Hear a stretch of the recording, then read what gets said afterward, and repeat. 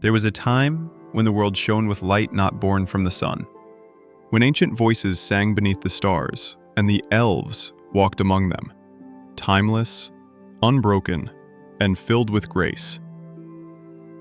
But even the brightest light cannot shine forever, and as the ages passed, their light began to fade. Once immortal guardians of beauty and wisdom, the elves began to wane. This is the story of how the elves began to fade from the world. Before the awakening of the elves, the world was still young and silent, waiting for those who would behold its beauty and give it meaning. Eru Iluvatar, the one who brought the world into being, desired beings who could behold his creation as he had envisioned it, who would walk beneath the stars with hearts untainted by darkness. And so he made the elves, the first of the children of Iluvatar, to rise beneath the stars as keepers of all that was fair and free in Arda. From Iluvatar's will, the elves awoke beside the waters of Cuiviénen, beneath the eternal light of the stars. For in those days, the sun and moon had not yet taken their place among the stars. The elves were the fairest of all beings, strong in spirit and clear of sight, and they loved the starlight, for it was the first light they had ever known. Behold the stars.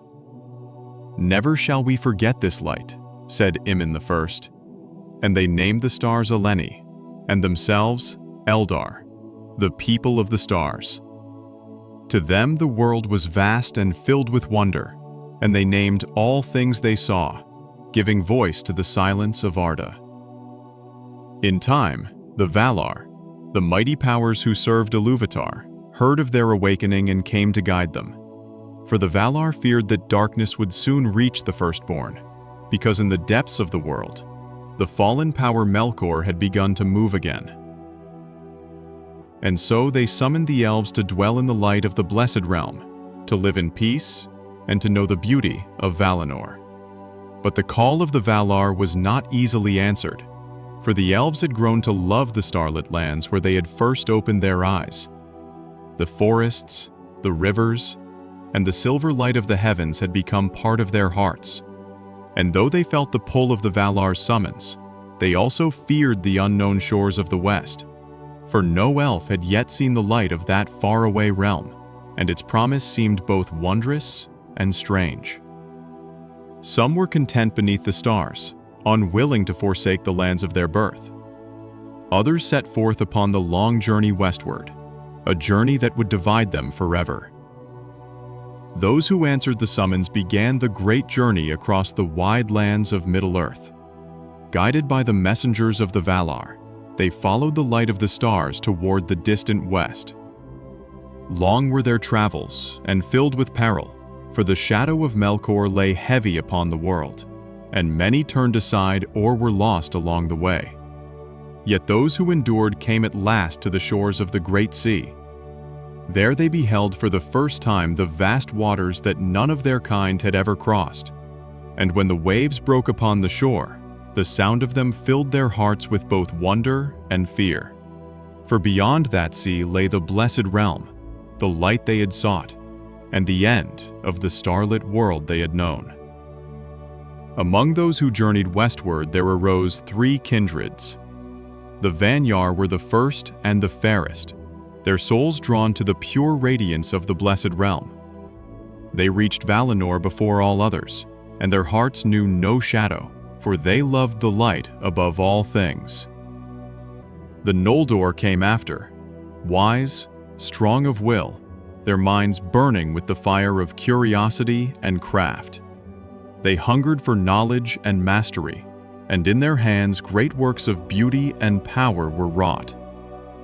Last came the Teleri, the wanderers of the shore, who lingered by the sea, listening to its endless melody. For in the sound of the waves they heard a music older than memory, and their hearts were forever bound to the call of the ocean.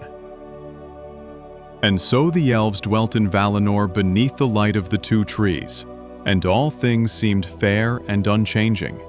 For a time, there was no shadow in their hearts, and their joy was like the dawn of the world itself. But peace cannot last forever in Arda. For many ages they lived in Valinor, in peace and bliss, beneath the light of the two trees. The elves built great cities of white stone and silver towers that reached toward the sky, and their days passed in harmony, untouched by sorrow or decay. It seemed that time itself bowed before them, for in Valinor all was eternal and pure. Melkor, whose heart was filled with envy and malice, looked upon the light of Valinor and desired it for his own. He spoke to the Noldor in whispers, telling them that the Valar sought to keep them as servants, and that their glory was restrained by fear. And so pride grew in the hearts of the Noldor, and their desire for freedom slowly turned to bitterness. They began to craft great works of their own, hoping to match the skill and power of the Valar. From this fire of creation came their greatest work, the Silmarils, 3 jewels made by Feanor, the most gifted of the Noldor. They were the most beautiful things ever made, shining with a light that seemed alive, for within them was captured the glow of the 2 trees of Valinor. But Melkor's envy grew ever deeper. In his malice he destroyed the 2 trees, and in wrath he slew Finwë, father of Feanor. And so the first blood was spilled in the Blessed Realm. Then he stole the Silmarils and fled into the darkness. And from that moment, Valinor was cast into shadow. "They have slain my father, and the light of the trees is no more," cried Feanor. "Shall we sit idle while thieves defile our glory? No. This oath I swear, neither Valar nor Elf, nor any creature of Morgoth shall withhold the Silmarils from me and my sons." And his sons answered as one, "Be he friend or foe, light or dark, we shall pursue him to the ends of the world." Filled with grief and wrath, Feanor stood before his people and swore a terrible oath, that he and his sons would pursue any who kept the Silmarils from them, no matter the cost. Bound by pride and vengeance, the Noldor rose in rebellion against the Valar and left the Blessed Realm. And so began their exile, and the long sorrow of the Elves in Middle-earth. For though they sought to reclaim the light that had been stolen, they found instead a world darkened by war and grief. The Silmarils brought no peace, only death, and the fading of all that had once been bright. Yet even in exile, the Elves did not forget the light they had lost. Across the wide lands of Middle-earth, they built kingdoms of beauty and grace. And for a time, their glory shone once more. But the shadow of Melkor, now called Morgoth, spread over the world. And the wars of the Silmarils began. For centuries they fought with unyielding courage, driven by the same fire that once kindled their hearts in Valinor. But pride and sorrow weighed upon them, and one by one their great realms fell to ruin. The Silmarils, born of light, became the cause of endless darkness, a curse upon all who sought them. When at last Morgoth was defeated and cast into the void, the world was broken and the elves were weary. Their hearts, once bright with hope, longed again for the peace of the West. For many ages the elves remained in Middle-earth. Through the long years of war and peace, they became the memory of the elder days, witnesses to the rise and fall of kings, and keepers of all that was fair and ancient in the world. Age after age their numbers dwindled, for the world itself began to change. Its lands reshaped, its seas wider, and the weight of time grew heavy upon the Firstborn. Though death could not claim them, the sorrow of the ages lay upon their hearts, and they felt the call of the sea whisper ever louder in their dreams.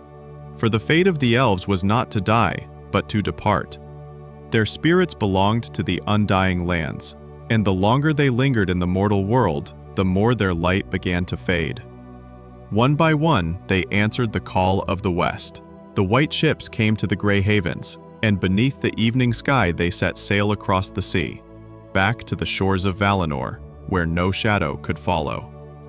And so, the elves passed out of Middle-earth, leaving behind only their works, their voices, and the faint echo of their beauty. Men rose to rule the world of Arda, but in the wind and in the quiet of the forests, their memory still lingers, like starlight reflected on the water, a light that once was and will never come again. And though their ships are long gone, and their harbors stand silent beneath the stars, the memory of the elves still drifts upon the wind. It whispers in the leaves of ancient trees, and glimmers on the surface of still waters at dusk. For in every place touched by their hands, a faint echo of their light remains, a promise that beauty, once kindled, never truly dies. So when the night is clear, and the stars shine cold upon the world, look up, for their light is the same that once shone upon Cuiviénen. It was beneath those very stars that the elves first opened their eyes, and beneath them they took their final leave.